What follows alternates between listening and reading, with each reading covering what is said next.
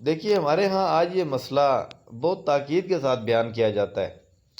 کہ تراویح کی اجرت لینا اور قرآن مجید سنانے کے پیسے لینا یہ جائز نہیں ہے، اور پھر اسی مسئلے کو بنیاد بنا کر بعض مساجد کے اندر تو حفاظ کرام کو بالکل ہی محروم رکھا جاتا ہے، یعنی تکمیل قرآن کے موقع پر کوئی خدمت نہیں، کوئی کچھ نہیں، کوئی ہدیہ تحفہ نہیں، اور بنیاد یہی مسئلہ ہوتا ہے۔ دیکھیں ایک طرف یہ مسئلہ ہے اور ایک طرف معاشرتی صورتحال بھی دیکھیں کہ بعض حفاظ کرام گھریلو اعتبار سے مالی طور پر بالکل کمزور ہوتے ہیں، میں سب کی بات نہیں کرتا، ماشاءاللہ مالدار بھی ہوتے ہیں، لیکن بعض حفاظ کرام اتنے غریب ہوتے ہیں کہ اگر ان کے ساتھ ہم کسی انداز میں تعاون کر دیں تو پورا سال ان کے لیے اپنے تعلیمی اخراجات برداشت کرنا یہ کافی آسان ہو جاتا ہے۔ ہم نے خود ایسے حفاظ کرام دیکھیں کہ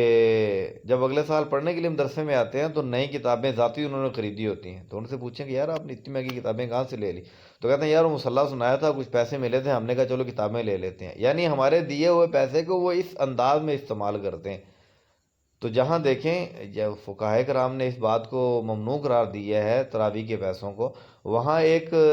جواز کا ایک ہیلا بھی لکھا ہے کہ اس انداز میں پیسے دیے بھی جا سکتے ہیں، اور وہ کیا ہے؟ وہ یہ کہ ماہ رمضان کے اندر تراویح کے امام کے ذمہ کوئی فرض نماز لگا دی جائے، مثلا عشاء کی نماز بھی ان کے ذمہ لگا دیں کہ تراویح پڑھانے آنا تو یہ حافظ صاحب آپ نے عشاء کی نماز بھی پڑھانی ہے۔ تو اب جب وہ عشاء کی نماز پڑھائیں گے تو عشاء کی نماز پڑھانے کی تنخواہ ان کے ساتھ طے کر لی جائے۔ اب نمازیں پڑھانے کی تنخواہ تو ممنوع نہیں ہے نا جی، اب دیکھیں جتنے ائمہ کرام ہیں تقریباً تنخواہ لیتے ہی ہیں، تو اب وہ حافظ صاحب کو بھی عشاء کی نماز مثلا ذمہ لگا دیں اور پھر اس کا معاوضہ طے کر لیا جائے کہ جی آپ کو اتنے پیسے دیں گے، یا طے نہ کریں ویسے ہی اپنی استطاعت کے مطابق، جہاں ہماری مساجد کے اندر ہر سال 2 سال بعد کارپیٹ تبدیل کر دیا جاتا ہے اور پنکھوں کے ڈیزائن تبدیل ہو جاتے ہیں، کبھی ایک قسم کے دروازے کبھی دوسرے قسم کے دروازے، اور ٹوٹیوں تک کی جو ہے وہ تبدیلی ہو جاتی ہے ہر سال 2 سال بعد، یا اتنے اخراجات ہوتے ہیں، وہاں اگر دل کھول کے حافظ صاحب کے ساتھ اس مہینے تعاون کر دیا جائے اس انداز میں تو یہ کوئی ممنوع نہیں ہے پھر اس صورت میں۔ اور دیکھیں کہ چلو اگر جہاں تک اس مسئلے کا تعلق ہے کہ قرآن کی اجرت دینا ٹھیک نہیں ہے، لیکن جو بنیادی حق ہے ان کا، اس چیز سے تو انکار نہیں کیا جا سکتا۔ اب دیکھیں بعض جگہ پہ اس طرح ہوتا ہے کہ حفاظ کرام کافی دور سے جو ہے وہ سفر کر کے 8-10 کلومیٹر سفر کر کے تراویحیں سنانے کے لیے آتے ہیں، تو اب